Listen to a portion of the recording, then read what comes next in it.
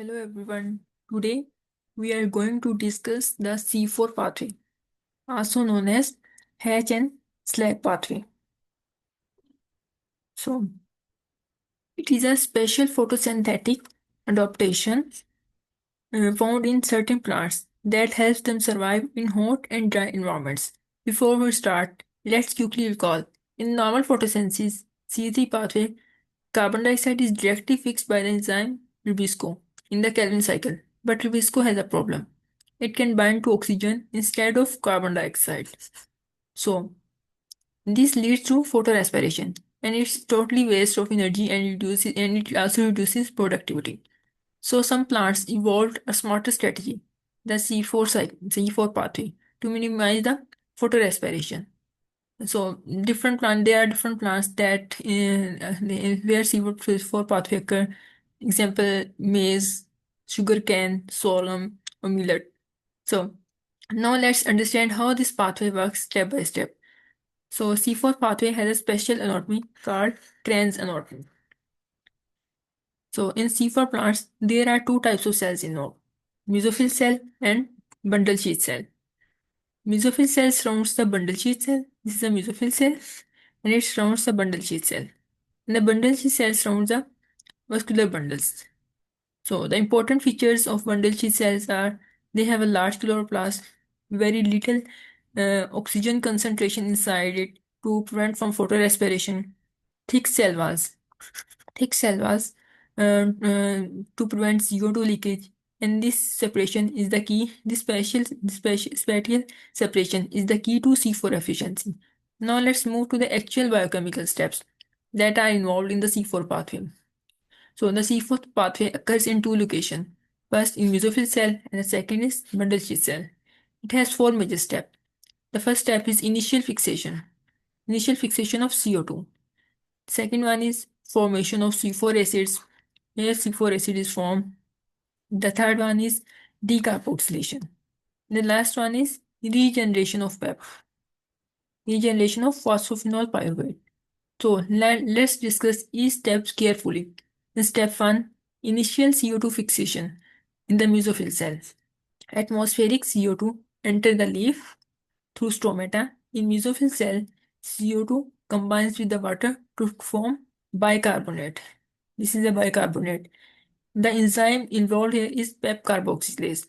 So PEP carboxylase combines a phosphophenol pyruvate with CO2 to form a CO2, a three carbon. Actually, phosphophenol pyruvate is a three carbon compound.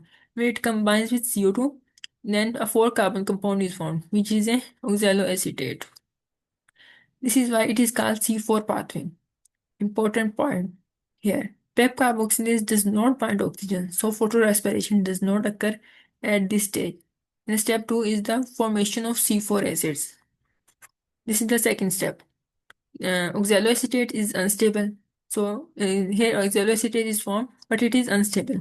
It quickly convert into malate, malate or aspartate. These are also C4 acid, but both are stable C4 acids. So the C4 acids are then these two acids means aspartate or malate are then transported into mesophyll cell from mesophyll cell to bundle sheath cell. Transport occur to from here, and it is a plasmodesmatum. Then now move to the step 3, decarboxylation that occur in the bundle sheath cell. Inside the bundle sheath cell, the C4 acid, malate or aspartate undergoes decarboxylation, and this means once CO2 is released, when a three carbon compound is formed, which is usually pyruvate. Now something very important happens here. The released CO2 molecules accumulates inside the bundle sheath cell, and this creates high CO2 concentration and low oxygen interference. Now Rubisco works efficiently in the Calvin cycle. So the released CO2 enter the normal C3 pathway and glucose is produced. This spatial separation prevents photorespiration. So now the step 4. Step 4 is the regeneration. A 3 carbon compound, pyruvate, is formed after decarboxylation is transported back to the mesophyll cell. Here, pyruvate is converted back into PEP using ATP. This enzyme is the enzyme that works here is pyruvate phosphate dikinase. So here this regeneration steps requires two additional ATP per CO2 fix. Then the cycle repeats. So the main advantage of C4 pathway is it saves energy by preventing photoaspiration.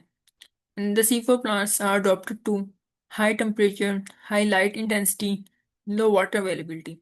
And the advantages of C4 cycle are no photoaspiration, which is the main advantage. High photosynthetic efficiency can keep stomata partially closed and less water loss, and high productivity. That's why crops like maize and sugarcane grow well in tropical regions.